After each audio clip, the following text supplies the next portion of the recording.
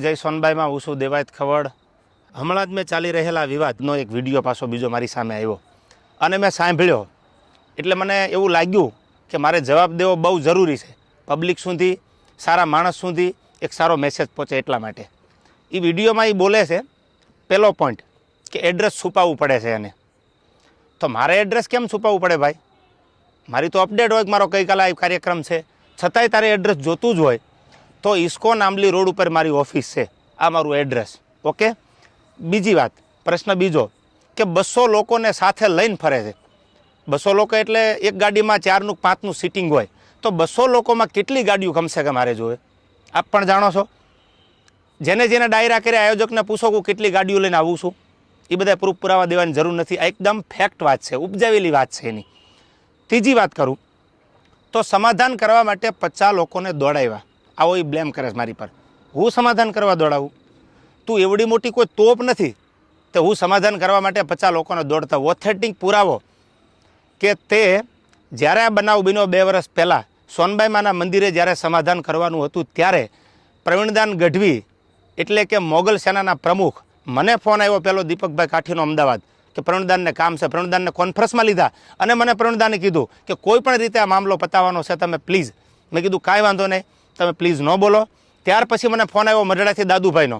દાદુભાઈએ કીધું કે તમારે સોનબાઈમાના મંદિરે આવવાનું છે. એટલે મેં કીધું કે આવું ખરો પણ માફી નહીં માગું. તો દાદુભાઈએ કીધું કે માફી માંગવા બોલાવવાના નથી. આ વાત થયા પછી હું મઢડા સોનબાઈમાના મંદિરે રાજકોટથી જવા તૈયાર થયો. એટલે તું એવી કોઈ મોટી તોપ નથી કે મારા સમાધાન માટે 50 લોકોને તારી પાછળ દોડાવવા પડે. મારે બહુ જાજી વાત કરવી નથી, કારણ કે પબ્લિક પાસે, ઓડિયન્સ પાસે એટલો બધો સમય નથી આ ફાલતુ વાતું સાંભળવાનો. પણ મારે પ્રૂફ આપવું એ મારા માટે અગત્યનું જરૂર લાગ્યું. મારો કિંમતી સમય સાહિત્યમાં, મારા જે પ્રેક્ષકો છે એને સારી વાતું સંભળાવવામાં કે સાહિત્યની 2 વાતું નવી આપવામાં છે. એટલે મને આ બધી ફાલતુ વાતોમાં એટલો બધો ઇન્ટરેસ્ટ નથી. રહી વાત બીજી સંસ્કારની, તો સંસ્કારની વાત રહેવા દે ભાઈ. બધાના સંસ્કારની બધાને ખબર છે. જે મુઠ્ઠી બાંધેલી છે એને ઉઘાડી ન કર, ઉઘાડી હવા ખાય. એટલે આ બધી વાત છોડી દે. અને રહી વાત છેલ્લી મોરાની, તો તને સ્ટેજ પરથી પણ કીધું હતું કે જેદી મજા આવે ત્યારે મોરો દેવાની તારી તૈયારી છે, એથી જાજી મારી તૈયારી છે. પહેલ તે કરી છે એટલે હું તારી રાહ જોઉં છું.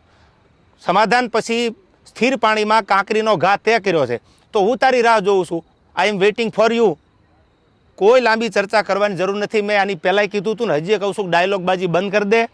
તારી રાહે રાહ છે, પહેલ તે કરી છે, મેં નથી કરી. તને જ્યારે મજા આવે ત્યારે મારી ઓફિસ છે ઇસ્કોન આંબલી રોડ ઉપર અમદાવાદ, તો ભલે. બાકી તને મારા બધા એડ્રેસ તારી સાથે જે બેસે છે એ મારી સાથે બેસે છે, એની બધી ખબર છે, પૂછી લેજો. ઓકે. રહી વાત બીજી મઢડાની કે જ્યારે સમાધાન મને દાદુભાઈ બોલાવ્યો એટલે મેં કીધું કે માના દરબારમાં માથી મોટું મારા માટે કોઈ હોય નહીં. મારા માટે જે કાંઈ છે, હું જેના ઉપર વિશ્વાસ અને શ્રદ્ધા રાખું છું એ સોનબાઈમાનું મંદિર છે.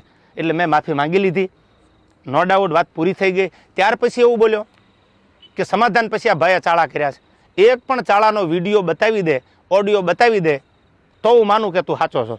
દૂધનું દૂધ અને પાણીનું પાણી, આ બધોય જવાબ સાંભળનારા 18 વરણે આપી દીધો છે. મને તો એટલું યાદ આવે કે સોનબાઈ